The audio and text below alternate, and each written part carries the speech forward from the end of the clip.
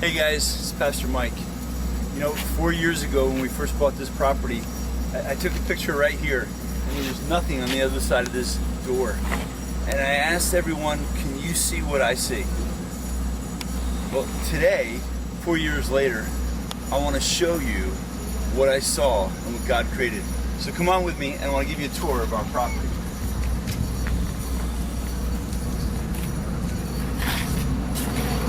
First off is our garden that helps feed our kids and our family here. Now you may ask, why are there trees all over the garden? I asked the same question. I at first asked them to remove them, but then realized in Haiti, the trees cover the vegetables. Because if not, we would burn up all the vegetables because of the heat. Here, I want to show you where the kids stay. This is the first dorm that we worked on. The first dorm that we moved kids into 3 years ago. First part here is classrooms that we use for their schooling, and then the back side are the bedrooms for the nannies and the bedrooms for the kids. So I want to show you how our kids live and what they consider their private and personal space. Right now we combine the dorms, so the boys will live on one side and the girls on the other. That's because we only have one dorm. The second dorm, which I'll show you in a few minutes, is being finished now. So let me take you in here. I'm showing you the girls' side because it's cleaner. So you come on in, and if you look down, I want to take you right in. This is where our kids live. And so you see everybody has bunk beds. They have their own private bed. Little private space and a shelf to put what little belongings they have on to take care of them. Inside of here there's 4 showers, there's sinks, so it's all private space for them. We'll redo part of this over in a little bit after we get the boys out into their own dorm, and this will become just the girls' dorm. Then right outside of the dormitories is kind of a common area. So you can see some of our kids are out here right now. This is where they have all the meals, where we have all of our parties. Over here, our nannies are doing some of the laundry for the kids right now. Bonjour! Bonjour! These nannies get the laundry cleaner than any machine does in the States. And up here is just our kitchen area where the nannies prepare all the meals for the kids. And out back is where we hang all of the laundry for the kids that dries. Here, I'm going to take you through here as we walk through the other dorm.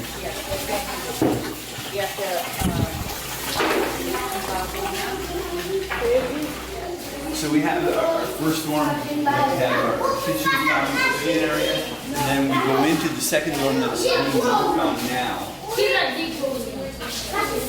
This one's a little different this time.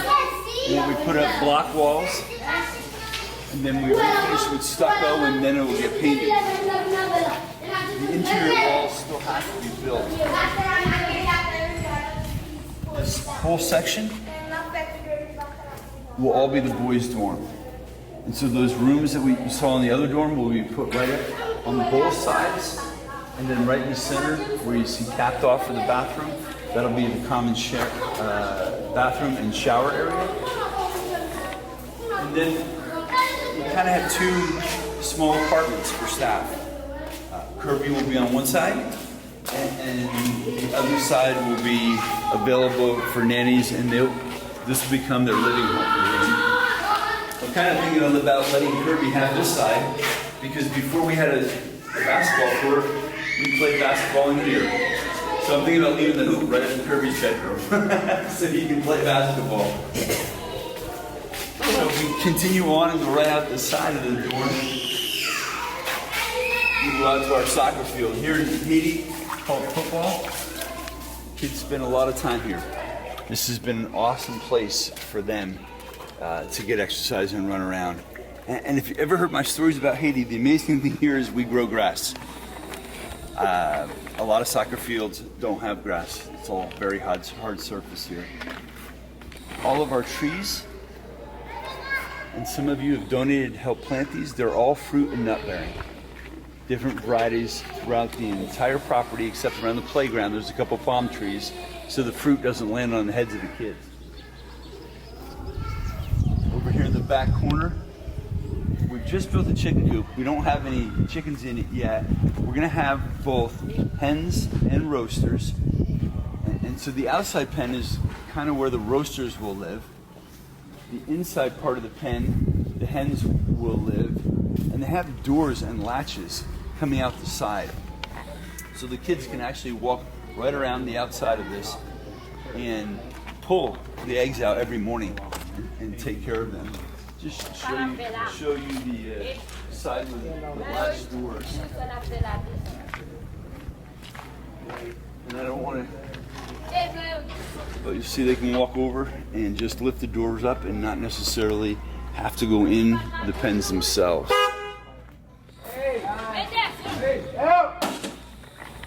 This is the basketball court. Right now the bus that so many of you helped fill is down here. In January we cut it in half, took 10 feet out and brought it back together. Now we're just having some problems getting the brake lines and some of the things connected back up, but we hope here in September to have it running before we leave. But this basketball court will go right into the playground. So inside the orphanage, we have designed so the kids can get all the activity and exercise that we need them to. You can see that the seats of the bus that we took out from the 10 feet have just become chairs for the community instead of just all hard chairs. They have a swing set playground just like we have in the States. We have a tether ball, but the ball is missing, so we've got to put a new one up. It disappeared last night somehow. These trees will all grow up to provide shade for the kids while they play. Then we have a gate separating our property. We separate the orphanage from where the teams stay and where the staff. So the staff gets some peace and some rest. And at night we also separate it so the kids are separate from the team because we spend so much time. I don't know if you can see, but our gates were made just for us. And so we have the cross on every panel of the gate going through. So if you come to Haiti, this is where you'll live. This is our side. You can see we have a large dorm here. We have the air conditioning for the Americans, or actually for anybody who's not living in the Caribbean, not used to the heat. That tends to run a lot while we're here.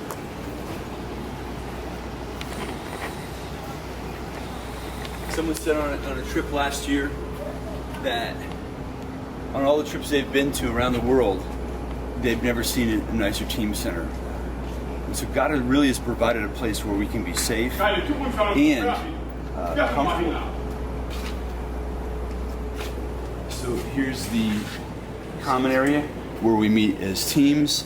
We're always organizing supplies. This is actually a supply giveaway to the neighboring Bonsoir community that'll help them with some of their needs.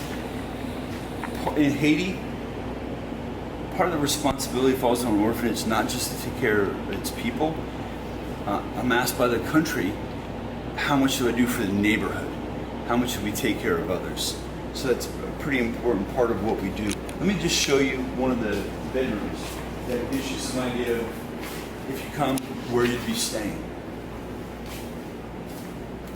So through this entranceway, we have our sewing station, and there's a little bit of a store where you can come and buy any of our shirts. It tells you, or helps us advertise our ministry.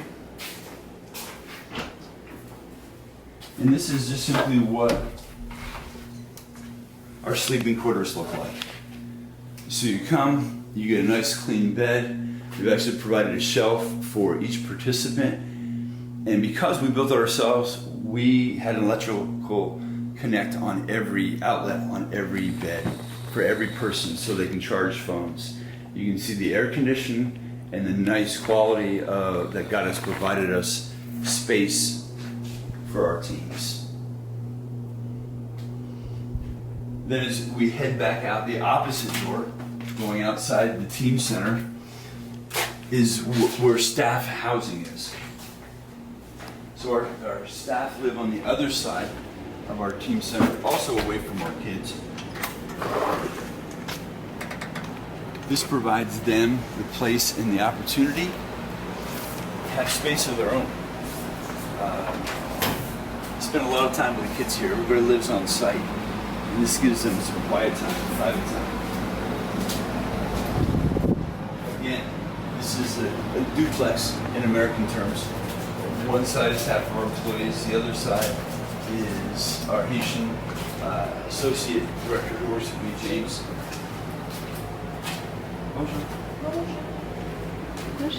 So,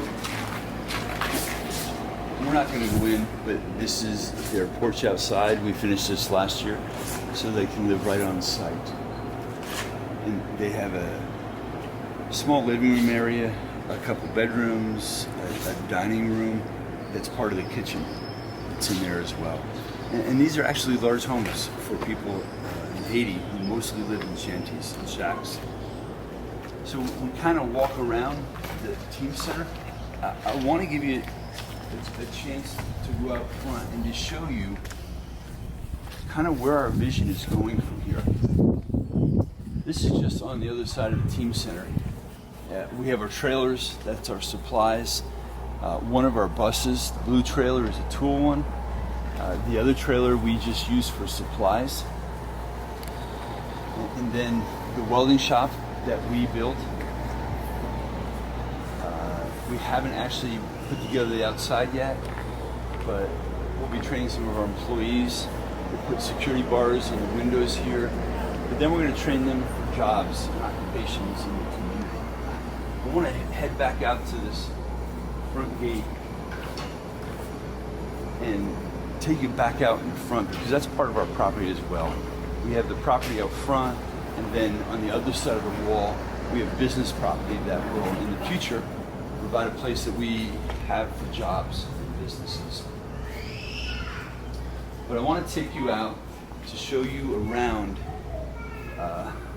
again, trying to help you see what we see as part of our future. And not just for us, it's a future also for this community, because the school will be jobs for the community, some for teachers, some for cooks, some for cleaning, some for security.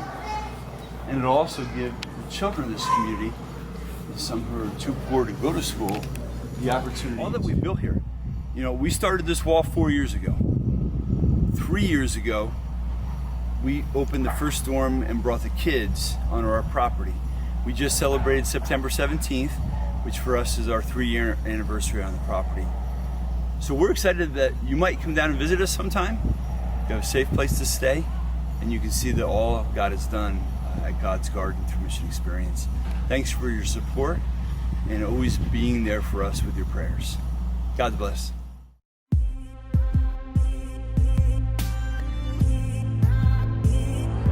I was dead in my transgressions, wandering in sin.